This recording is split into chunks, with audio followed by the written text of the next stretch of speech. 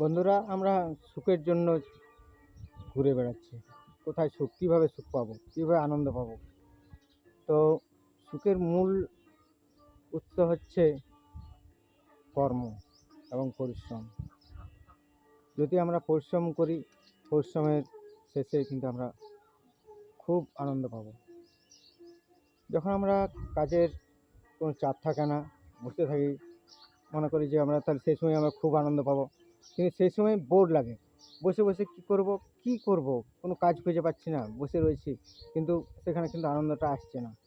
কিন্তু যখন কাজের পর কাজ চাপ থাকে, 3 দিন 4 দিন 5 দিন পর একদিন যখন আমরা বেশ ফাঁকা পেলাম, সেই দিনটাতে খুব আনন্দ পাওয়া যায়।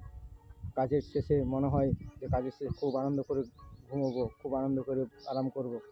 সেই সময়টাতে আমাদের খুব আনন্দ পাওয়া যায়। যেমন যদি কোনো পাম্প দেওয়া হয় একটা চাকাতে, পাম্প দিতে দিতে খুব পাম্প দিয়ে দেওয়া হলো।